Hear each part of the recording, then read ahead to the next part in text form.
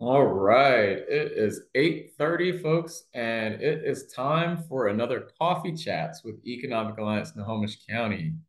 Uh, this is another opportunity for you all, the final coffee chat of the calendar year. And we have an amazing update and presentation for you. This year's final year-end coffee chat is end of the year focus on uh, the end of the year tax planning and succession, business succession. And I am your host today, Gary Clark, President and CEO of Economic Alliance Snohomish County. And we'd like to welcome you again. Please be reminded to join us on Zoom. Please drop your name and organization in the chat so that we know who you are and who you're with. As we approach the close of another year, the significance of the end of year planning cannot be overstated. It's the time when savvy entrepreneurs and professionals assess their financial strategies and set the stage for a prosperous future. Effective end of the year tax planning and meticulous business succession planning can make all the difference in ensuring the financial health and continuity of your enterprise. We are honored today to have with us two experts who bring a wealth of knowledge and experience to guide us through the complexities of these essential areas. Both are distinguished professionals from Moss Adams, a firm renowned for its expertise in tax and financial management. Now, joining us today, a vice chair of EASC Board of Trustees, also well known as Mr. Dan Gaffney, who is the partner at Moss Adams. With a deep understanding of taxation, he has assisted countless businesses in navigating the ever-changing tax landscape, providing them with invaluable insights into minimizing tax liabilities while optimizing financial strategies. Dan, welcome. Thank you for being here this morning. Hey, great to be here, and with my colleague Kevin and I, we're excited to be here today, Gary, and the final coffee chat of the year. So we're Awesome. honored to have this spot and the time with all of you. As Gary mentioned, I'm Dan Gaffney, partner with Moss Adams. I've been working with businesses and owners and individuals for 25 plus years on tax planning and a lot around the areas of succession and transition. So we're going to have a little talk about Thank, both of those topics today. And thank you, yeah, Dan. I'd like to also just graciously introduce Kevin for you as please. well. Yes.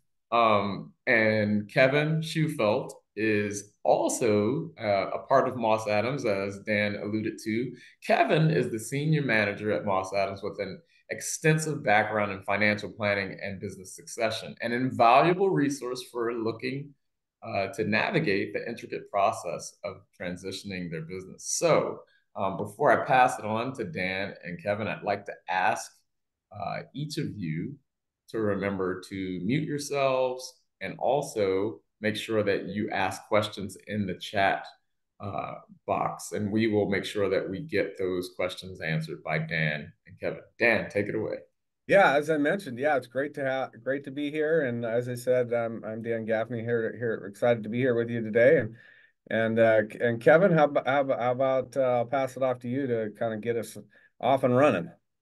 Yeah, thanks, Dan. Thanks, Gary. It's good to be here. Good morning, everybody, and look forward to sharing some thoughts with you guys. I'm just going to get my screen shared here, so give me just a second.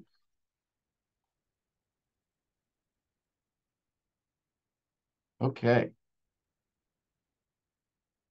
So, like I said, I'm gonna start here and just kind of cover some year-end tax planning things to consider as you're kind of working through your business and thinking about year-end and what the next few months of tax season is going to look like. So to start, the first thing I wanted to cover was a change in depreciation expense for 2023. So, as a quick background, depreciation is when you're allowed to write off the cost of assets that you're purchasing. So, for example, you buy a piece of equipment in your business. What depreciation expense says is it sets laws as to how the time frame you can write those costs off or write that asset off. In my example of a piece of equipment, historically, you can write that off over 5 years. Bonus depreciation is a law that says that historically, you've been able to write off 100% of that in year one. So $10,000 piece of equipment, put it in service. Let's use 2022 as an example. We can write 100% of that off in the first year. The law now for 2023 only allows us to write off 80% of that. So a little change there. There's a 20% delta. That 20% then we write off over the life of that asset. So in my example, we're writing the other 20% off over 5 years.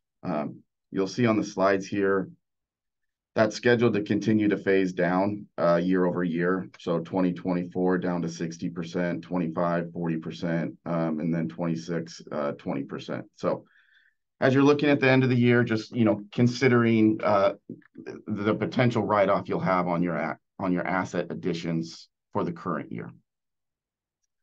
What this does bring back into play, which is this section's been around for a while, is Code Section 179 expense. It's a similar depreciation expense to bonus, but it's got a lot more restrictions and thresholds that need to be met. And it potentially can get businesses to be able to write off 100% of the purchase in the first year, but like I said, you've got to meet those thresholds. So as you're looking at year end, just consider those two items of potential limits or potential to be able to write them all off. Another change for 2023 is the meals deduction. So the prior 2 years, businesses have been able to write off 100% of meals that they paid to restaurants. This was part of some of the COVID bills that were passed a few years ago.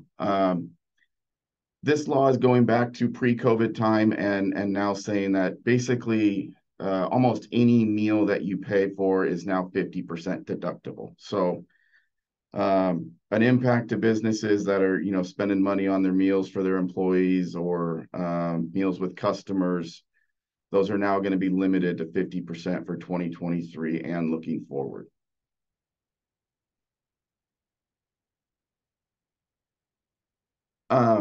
This one isn't really necessarily a change in the tax law. It's kind of an increased opportunity, Section 179D deduction.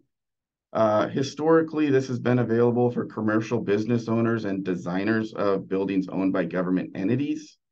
As you can see on the right here, they expanded who this deduction can potentially be available to, including REITs now, and then as well as additional buildings that are designed by examples, non-for-profit, tribals, churches, non-for-profit schools, and universities. The deduction itself is a deduction on the installation of HVACs, interior lighting, and building envelopes that meet certain energy saving standards.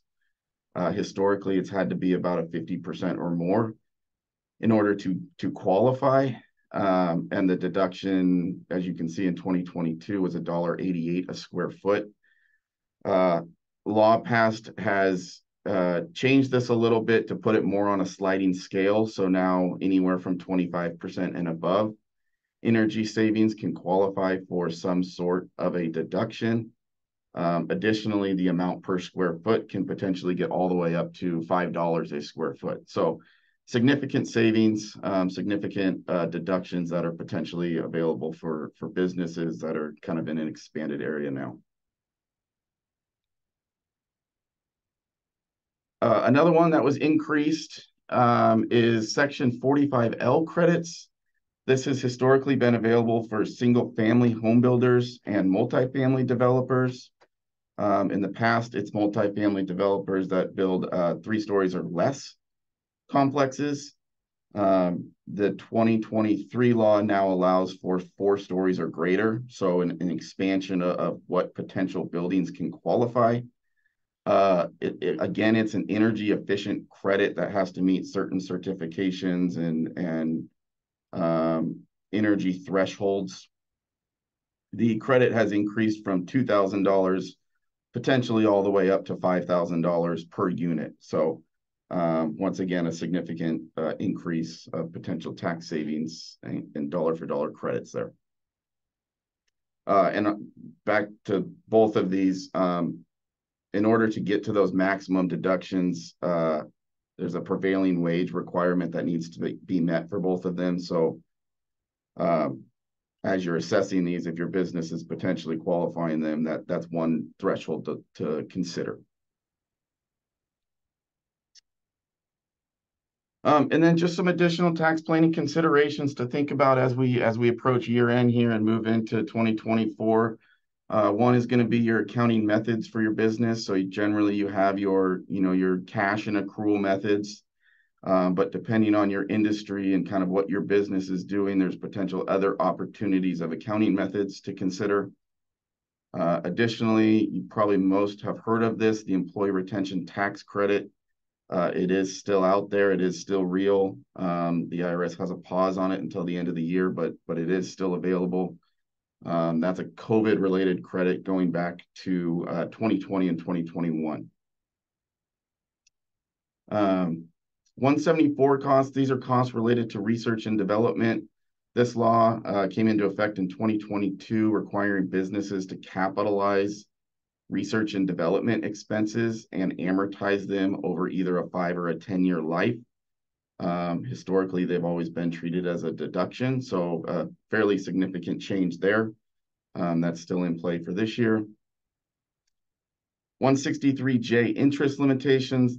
This only applies to large businesses, but the calculation to determine if your large business does potentially run into an interest limitation changed slightly in 2022. So make sure that if you are a large business, you're considering that and any potential limitations there. Washington State capital gains tax. Most of you probably heard of this as well. We're in year 2 of that. So assessing that from a business and personal perspective to see if there's any potential opportunities for year-end planning, and then any potential filing requirements needed moving into 2024. And then lastly, there's quite a few laws that are scheduled to sunset in 2025. I'm not going to touch on all of them, but a couple that are top of mind that we've seen a lot is the qualified business income deduction. This is a 20% deduction on flow-through businesses that owners get. There's certain thresholds for that 20% and everything else, but that is scheduled to sunset at the end of 2025.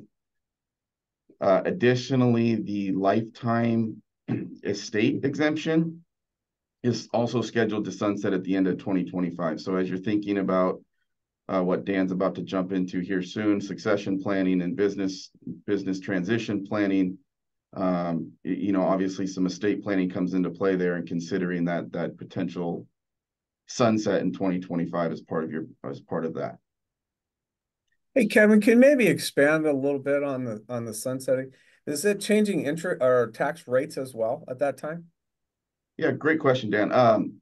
Tax rates are not scheduled to change as of right now, but it potentially can change effective rates. So if you think about the 20% deduction that I mentioned, as a flow-through business, keeping it high level here, paying tax on only 80% of the income from the company, that brings that effective rate of tax that you're paying down. Without that 20% deduction, obviously that effective rate is going to get increased. So not necessarily a change in rates, but potentially changes in your effective tax rates. Got it. So as we approach year end here, December here, around a lot of businesses thinking about, 2025 is not that far out. It'll come pretty fast. And so, thinking about decisions they're making now, like you were talking earlier about, fixed asset purchases and such, but also just how they time their income, and utilize their accounting methods and things like that. So it's a really good idea to think about your tax rate situation today and how that might look differently in 2 years. Obviously, we have, a big election year next year, and things could shuffle around a little bit, but what, short of anything changing from the political landscape, we're still going to see these laws change. Is that right, Kevin, at the end of Correct. 25? Yep. Yep. Correct. So something for all of you to be thinking about, I guess, is from a business and personal planning standpoint is we have no major changes in laws. I mean, Kevin just outlined a few things that are happening, but nothing in a significant way.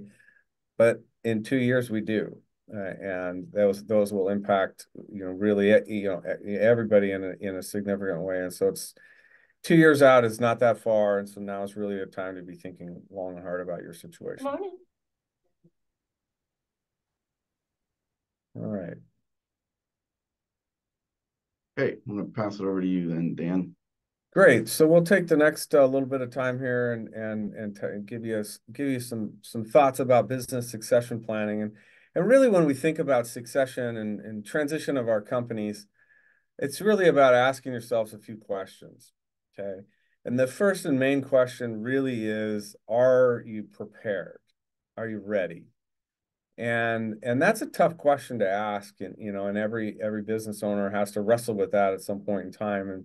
And are you ready to go? Are you ready to transition? Are you ready to exit? When is that going to be?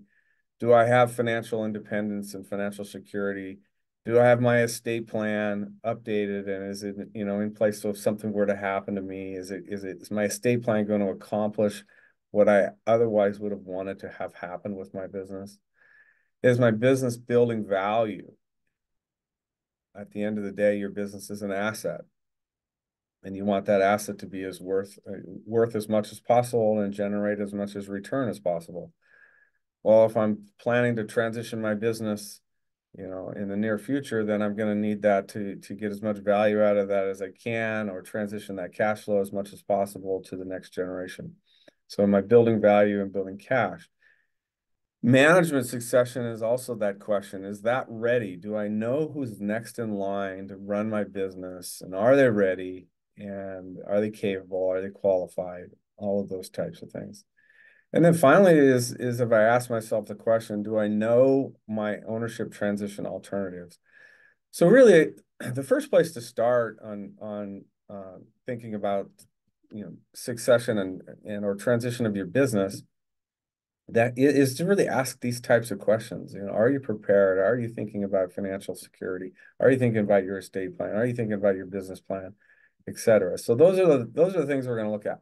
So let's talk about what goes into a succession plan. What are the key pieces that really matter? And every organization, no matter the size of your business or the industry in which you're in, really has to address these 5 pieces, and they all kind of interconnect with one another. And there's no real order of these either. It really is like a puzzle or a pie coming together. So let's talk about each one. I'll take a few minutes here and give you some things to just be thinking about. While I'm going through that, just ask yourself that same question: am I prepared? Is my business prepared in the context of each of these areas? Business financial planning. So what we're talking about there and thinking about is not only the strategic plan of the organization, but it's really the financial security of your business.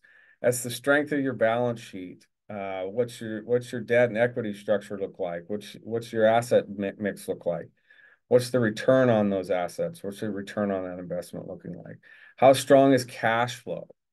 What's the valuation of my business? Am I growing the value of that business? Am I securing the value of my business? If I'm looking to transition, if my game plan is to sell one day the company, then most likely I'd want to maximize the value and get as much as I possibly can for it. So I want to have a business that's building value and thinking about, what am I doing there? And kind of going back to what Kevin was just talking about, in tax planning, a lot of times what we're thinking about is how do I minimize tax and get my income down? Well, that's sometimes contradictory to building value. And so there's a balancing act there that you want to be thinking about when you're kind of thinking about the exit of your business. Is it in the short term or the long term, and the time frame of that? The other part of that also ties to Kevin's topic there is choice of entity. And choice of entity meaning what type of entity, tax entity is your business. Are you a C corp? Are you an S corp? Are you an LLC? Do you have a mix of these things? Do you have a variety of different types of business structures? What do you have? And is it best for your tax situation? And is it best for your exit plan? So those things kind of need to be thought about together. So that's kind of one piece of the puzzle here. Another is your I'm gonna skip around a little bit here. Management succession. So that's your leadership. That's the who's running the business today. That's management team. That's the C-suite, CEO, president. That's board of directors. That's whatever your ownership structure or your leadership structure is, and who those people are. And then oftentimes that's the business owner, you yourself as well. So if you're going to transition your business, who's next in line to run things? Kind of going back to the business financial planning piece, I talked about if my goal is to sell the company, I want to maximize value. Well, what if my goal wasn't to sell the company? My goal is to transition it to my next generation, my kids, or maybe a group of key employees. Well, kids and key employees, they don't have any money. They never do, right? So the business is going to have to finance itself, right? So that, again, that business financial plan. Well, that's important to the management succession piece as well, because if it's my kids or my key employees that are going to be taking over and buying me out, if they're not, adequately trained and qualified to do that, the business could suffer, which means I might not get paid. So we've got to have a plan in place to develop the next generation of leadership, make sure they're, adequately, paid and compensated, incentivized, and all of that. And then there has to be a plan to transition that leadership. There has to be a plan to transition customer relationships and banking relationships, and all of those types of things has to be part of management succession. Again, tying it to if my exit strategy is internal, it's extremely important that my next generation can lead the business so that I know I'm going to get paid. But if my exit plan is also just to sell, find a third party to sell to, my company's worth more the stronger the management team is. So it's important to kind of think about those pieces. Then I need to think about myself, right? Who, me or the ownership team. What does my personal financial plan look like? What is my financial security? What do I need to get out of this business? Am I getting it now to sustain my lifestyle? Good, okay. Now, if I sell or transition my company, then what? Am I going to get enough from that transition event to be able to sustain my lifestyle through my retirement years? So a good, solid financial plan that looks at, your financial security, the needs that you have, what you're looking for is extremely important. And so again, tying to that, these other pieces of the succession plan. Again, if I'm trying to build value in my business, and I want to, if I need to get $100 out of the business, but the business can only generate 80, then I've got a gap, right? So if my financial plan says for my lifestyle, I need $100 every year to survive, well, and do the things I want to do for my financial security, but I can only draw 80 out of the company, I've got to do something different. I either have to work longer or I have to create more value out of my business. So these pieces tie together, right? And there's timing and all that. And then, of course, ultimately, when we do transition our business, in whichever way that looks, there's a tax element to it. There's a cost. And so there's a cost to it. There's a federal cost. And now we have a state of Washington cap gains tax that we have to be thinking about as well. And so those costs matter. And so we have to think about, what that means to our financial security and the exit strategy and the timing. And that's why, going back to where Kevin was talking about, we have laws that are changing and sunsetting in a few years. Well, that means could be significant impact to a succession plan that you might be wanting to start now or in the next few years. Another piece we need to think about is our estate. So that's estate planning is kind of thinking about, well, what happens if something happens to me? That's part of it. And that's part of estate planning is what happens if something happens to me. If my goal is to have my business go to my kids, or say one of my kids is going to take over the business, and my estate plan says I want to give all of my assets to all of my kids equally, well, then there's a conflict there because I'm giving the business to kids I wouldn't have otherwise given it to had I not died.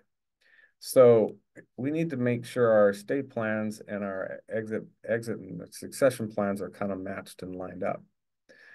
Estate planning's biggest issue isn't tax.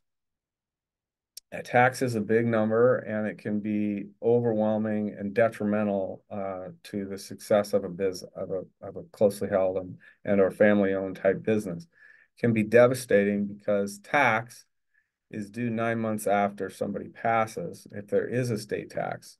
That includes both Washington state and uh, federal estate tax. So those two taxes together can add up to quite a bit. Although complex and can be a big number, is actually the easiest part of estate planning. There are solutions to that, and there are solutions if you get together with your advisors, your CPA and your attorney and such, and kind of work through the nuances of that, and you can create a plan to manage and minimize the estate tax burden. The challenging part of estate planning is balancing what does fair mean. That's the hard one. What does fair mean? And so think about that with your own family and your own situation, moms and dads and brothers and sisters and spouses and in-laws and so on and so forth, all view fairness differently, right? And that's normal. Fairness is kind of in through your own lens. What does fair mean? Well, if I'm dealing with the transition of my estate and the planning for my business, and it includes one or more of my children, and one or more of my children is not to be included, well, how do you be fair there? And so that is about balancing other assets that you have in your estate and so forth, and all that can be figured out. But generally speaking, helping a family work through the communication of what does fair mean and what does it mean to me in my situation. And so when we're thinking about exiting a business and a transition and the succession, we have the business plan, we have the personal plan, we have the management team to figure out, but we also have to make sure our estate plan matches that, and it's gonna match up to the way we want. And the final piece of the puzzle there is the ownership transition, and that's actually how do we do the deal? So how do we transfer ownership from me to you? So if I'm transferring the business to my kids, I might do that in a combination of ways. I might do that with some gifting. I might do that with some sales. I might do a combination of gifting and sale. I might set the valuation at a lower number so that it's a little more manageable. But again, if I'm doing that with one of my children, then how do I balance fairness with the others if I have multiple kids? If I'm transitioning to my key employees, I might still need to actually sell it to them for a little bit of a lower value than I would otherwise get on the marketplace. Just because, again, the key employee group, they don't have any money really, or not anything significant. So they can't pay a premium for your business. They can pay only what the business can afford to pay for itself by using the cash flows of the business to buy you out. So we've got that part and how we structure that, and there's different ways to do that. And we'll look at some things here in a minute. Or if I'm selling externally, then it's about getting it ready to transition and sell it. And there's asset sales and stock sales, and there's all kinds of different tax structures to play around with in the sale of your business to a third party, which can be a variety of different sources. So let's look at that. Let's look at what the exit options are. And it's important for everybody to kind of think about this. And so if at the end of the day, on the left-hand side, we're trying to get to a liquidity back, if I'm the business owner, I'm trying to get I'm trying to get my value out of my business and that can be in a variety of ways. And if we go from kind of top to bottom on, here's really the options. This is it. This is what your choices are. I could sell my company completely to the market. I could find a strategic buyer. I could find a financial buyer. I could find a competitor. Those can include private equity deals, those types of opportunities. So I could just sell my business. Another way to look at it is I could partially sell. So I could get an investor to come in and infuse some capital. That could also be with private equity. I could spin off a part of my business and keep another part. I could even take my company, if it's large enough, I could take it IPO and to go public with my company. And actually, I get a liquidity event, but I'm actually growing it at the same time. So in other words, I could partially sell off to other investors in order to grow bigger. That's kind of what that thought process is. The gradual transition we've talked a little bit about, and that's that sale to insiders, family management. That's I could gradually transition my business over time using the cash flows of the company to move to a liquidity event. Then I could think about, well, what else could I do? Well, I could do more of a leveraged recapitalization. That's kind of more like an ESOP. So you hear ESOPs out there, and that means employee stock ownership plan. And that's essentially selling my company to the employees as a whole. Instead of a group of key employees, I sell it to the employees as a whole. It's like a kind of saying it's a qualified plan, like a 401k. So all employees participate, and there's rules around that and restrictions and such. But I could do that. I could transition my business to something like that. Instead of sell right now, maybe I'm not ready for that. I'm not in the transition mode. I'm a grow and expand kind of thought process for. So there's a lot of businesses out there today that are looking to transition and exit. And for a variety of reasons, that's happening. And this past year has been a little bit maybe slower in the marketplace than the prior couple of years. But the next year, from our view of things, there's a lot happening. So there's a lot of businesses that are looking to sell. And there's reasons behind that.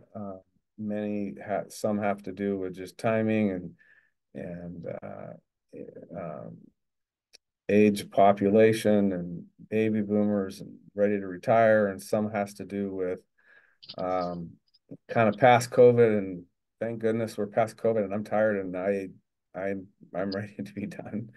I'm out. Let me get out. And the others is like Kevin was talking about. We have tax laws changing, and things are going to cost more, and it's going to cost more, potentially cost more on transition of a business. So maybe I need to do that now. So maybe if I'm in the grow and expand mode, it's a good time to maybe pick up some pieces that I could grow my organization. And then maybe I'm worth more to sell more in the future. And then there's always the last option, which is to do nothing.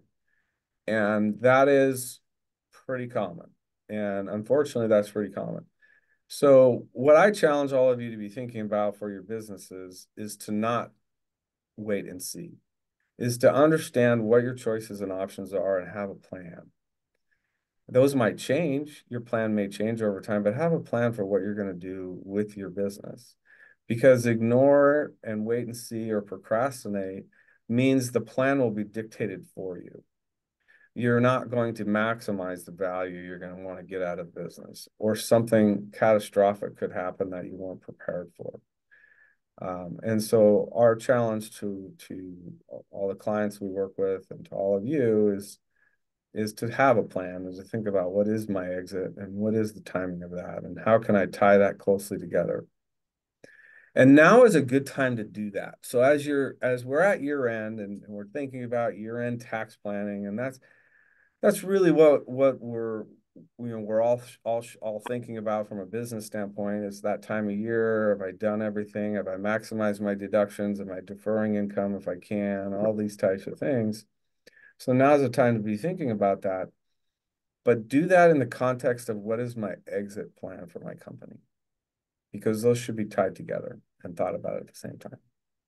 So with that, Gary, I'll pause, and I know you have some questions, and maybe there's been some posted in the chat that we can answer as well. Yeah, thank you very much, Dan and Kevin. This is great. Maybe we'll minimize that screen for you. And then the first question that I have is tied to today's economic climate. How do you all think the pandemic affected end-of-year tax planning and business succession? And what advice do you have for businesses facing these unique challenges? Kevin, you want to take that one? Yeah, I can take that. So I think from a pandemic perspective, I mean, there's struggles behind it. I think opportunities came out of it as well. If you look at some of the tax laws that have passed, that I kind of mentioned throughout the tax planning side of it, is you've got opportunities surrounding the employee retention tax credit, the PPP loan, those opportunities to get some cash back into businesses to use that for other needs. So it has provided, in a way, some opportunities for businesses to increase their cash flow and allow for better cash management. All right, You know, great. Gary, I'll just add too, is as I mentioned just a minute ago, the pandemic has caused a lot of businesses to pause now and say, okay, what's next for me? And that's really why we feel it's extremely important now to have a plan for what's next for your business and your ownership and your time frame. All right. Another question, I'll take one from the chat, is about uh, index options in thinking about uh, business planning. And so I guess the question is, have you utilized the business exit readiness plan, owner's dependence uh, index, or the growth planning index? Any of those, Dan, ring a bell or are worthwhile for the audience to explore? Yeah, I think that's probably specific to each individual. And so I'd be happy to offline talk with that person. Yeah. Awesome. Okay. Another question that we had was just based on uh, finding out what are the key tax planning considerations for business owners as we approach the end of the year. And you kind of touched on some of it, but just thought if you wanted to elaborate on that. Yeah, so I kind of touched on a few, like Dan mentioned as well. There's not a lot of tax law changes looking at 2023. Really, what it comes down to is just looking at where your business is at and cash management. Keep going back to cash management, but understanding, we've got a couple weeks left here in the year. Where's the business going to end up? What cash needs to be available come January, come April, to make some tax payments. And then looking forward, understanding the again, cash management impact to that bonus depreciation changing, laws sunsetting in 2025.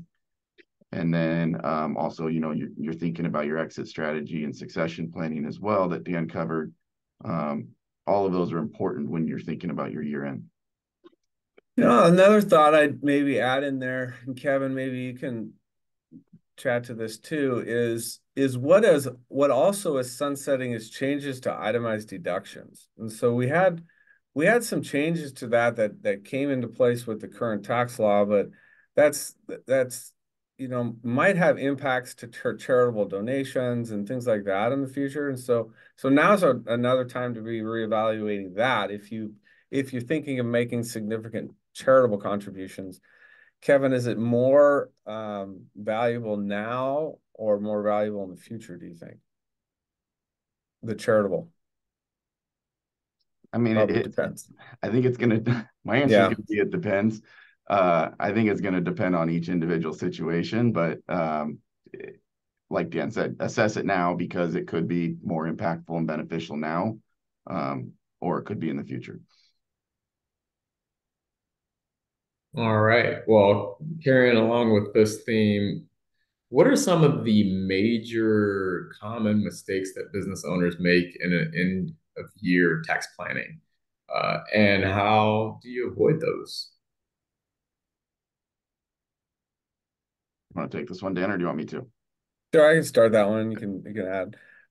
I'd say one of the biggest mistakes that we see is when we get a phone call the first week of January that says, "Hey, we just did something, or we're just thinking of doing something," and I'm like, "Well, what would have been better if we had this discussion in December, when the decision could have been made." So, if you're thinking about any major decisions that impact your business, major financial decisions, or even non-financial that might be strategic. And those things might you could accelerate them into December or decelerate them into January, depending on what they are. Have that conversation with your advisors now, not after, because there's not much we can do to go backwards in time. And so sometimes it's better to have those conversations now. So any major decisions, so that's one of the biggest errors we see is major decisions made without contacting your advisors. So we suggest you do that. Okay, Dan, you talked about business succession basically being a very complex process. So, what's the initial step that a business owner Yeah. should take? Yeah, initial step would be to just do an assessment of where you're at and go back to those five pieces I talked about and ask that question, are you prepared in each of those five areas? And so get your advisor team together. So figure out who that team is. So CPA, attorney, financial planner, other business advisors that you may use, whoever your team is, gather them together and have a conversation about your organization and your business succession and do an assessment of how prepared you are in each of those areas, and then start working through where there's gaps. Okay, okay. Another question is for family businesses, what are some unique considerations and challenges when it comes to succession planning and strategies, tax strategies? Well, family business challenges, probably the top two or three biggest challenges revolve around what's fair mean. Families often have a lot of challenges around that very question because, of course, everybody sees that differently. And then I'd say communication, and communication either good or bad. And so poor communication in a family business creates a lot of problems, a lot of misunderstandings, a lot of hurt feelings, a lot of issues around that word fair, and ends up having families no longer sitting at the Thanksgiving table anymore. So what's important is to really have good communication with your family, all family members, and to make sure everybody's voices are heard. So, Dan, you're telling me someone will forego mama's stuffing at Thanksgiving Yeah. in order if they don't get. They will. Yeah. Okay. And I would say, and to your example, there has yet to be a mama who says, I really hope that we can have this family business mess up my family so bad that they don't come for Thanksgiving. So nobody's ever said that to me. All right, all right. Um, I guess another question would be key specific industries. Are there specific industries or types of businesses that might benefit more from certain tax planning strategies at the end of the year? Yeah, I can take that one, Gary. That's a great question. I think there are. So each industry kind of has some specific tax laws that apply to them. So without going into details of all of them, but like I mentioned earlier, and some of the potential deductions and tax credits that are out there for owners of commercial buildings, engineers and designers, So yeah, depending on your industry, there's opportunities out there to look at and to look into that can be extremely beneficial to your business. Awesome. Awesome. Another question that I have is, what are some key financial and legal documents that business owners need to review and update as they approach the year end for effective tax planning and succession?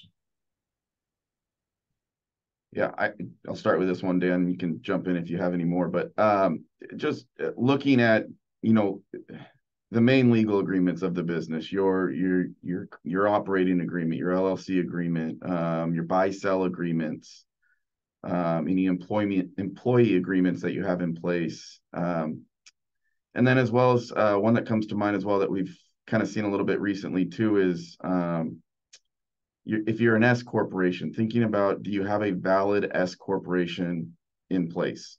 Has the form been completed correctly and filed correctly and accepted by the IRS? All of those kind of steps and documentations, I think, are important to look at. Yeah, I'll add a few more there too on the documentation side, and maybe just a commentary on the S election. I know it's pretty common. S corps are very, very common, and we probably have lots of those on this call. We are seeing a large number of S election issues when it comes to transactions. So really pay close attention to do we have a valid S election? And it goes beyond just filing the form. There's a lot more to it. And so the IRS has recently issued some guidance there that provides relief for all of the footfalls that we all seem to have in S corporations. But again, it's important that you really look at your situation, because if you go to a transaction and the buyer finds the problem, that's not good. So you definitely want that. The other legal documents, thinking about is, when's the last time you looked at your will or trusts? When? Often that might be years ago, or hopefully not decades ago, but it could be. And tax laws and estate tax laws have changed significantly in the last 10, 15 years. And so if your wills are that old, they're very much outdated. But also chances are your family circumstances have changed, and your net worth has probably changed, and everything, and maybe your wishes and your goals for what you want your estate to be has probably changed. So good idea is to revisit that every year and just say, is this still accomplishing what I want? So your wills and your trusts, and review that, and any other legal agreements that you have in place with that impact your business or your financial situation. You review them every year and make sure they're still working the way you want them to work, because time goes pretty fast, and all of a sudden a year goes by, and all of a sudden 5 years goes by, and that agreement I had in place 5 years ago is no longer doing what I wanted it to do, but yet that's the agreement that's in place. The last thing I'd say for agreements, especially shareholder agreements, buy-sell agreements, wills and trusts and such, it's also very, very common to have met with your attorney and started that process and have a draft sitting in your inbox somewhere that you never finalized. Wow. If you never signed it, Mhm. it's not a valid document. So make sure that the documents you're reviewing are the actual finalized signed agreements. These are the ones I have in place.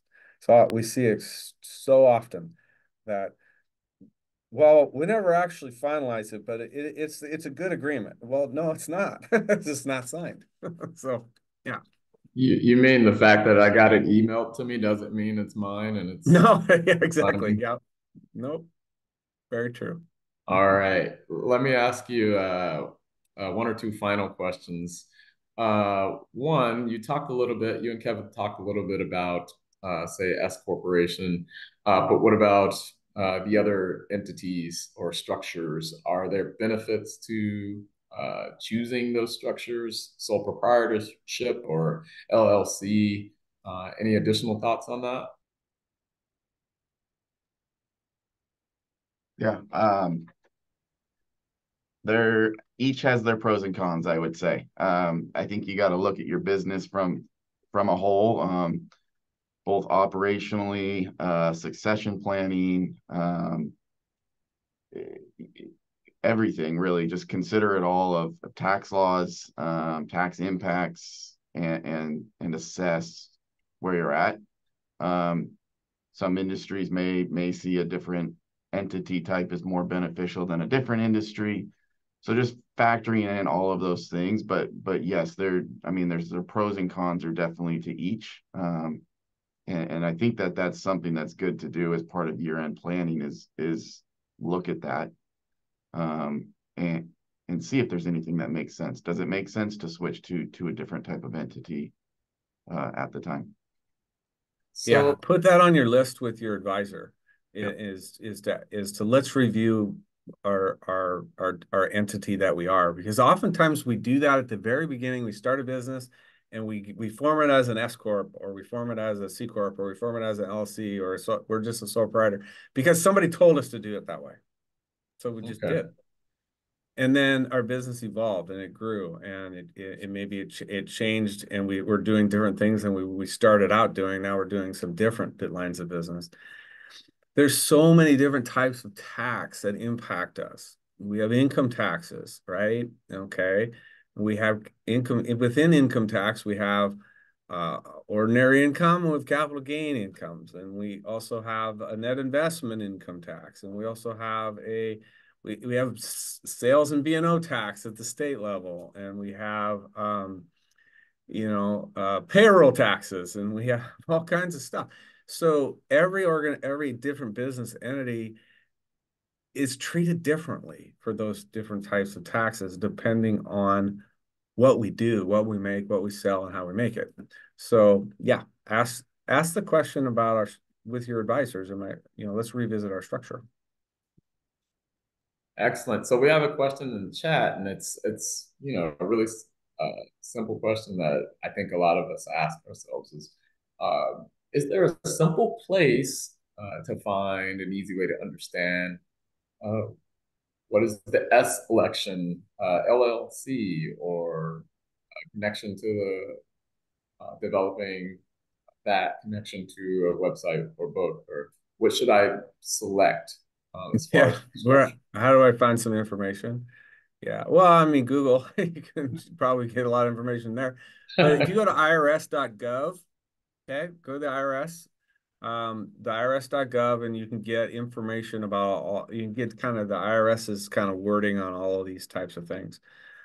So that's probably your first place you can get just general information about the different entities, or just doing searches online.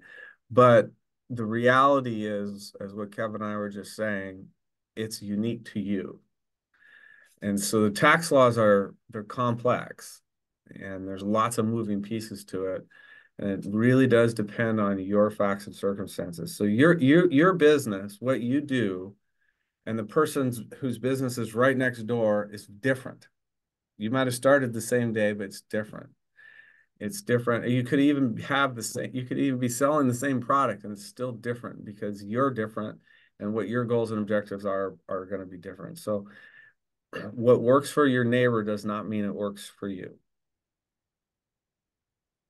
Okay, and there's one final question in the chat, I think, and we'll make this our last one. When transferring business to children, how do you determine the FMV? Fair market value?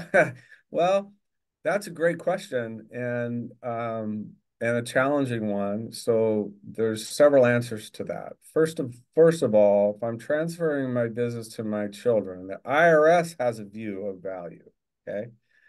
So you got to get an evaluation of your business by qualified business valuation specialists that do that, and they follow the professional standards to come up with that. And that is to meet IRS standards, because if I'm doing a family transition, the IRS wants to know if I'm selling it to them for fair market value or if I'm giving them a deal. Okay. And if I'm giving them a deal, then there's gift elements to the value I'm assigning it to.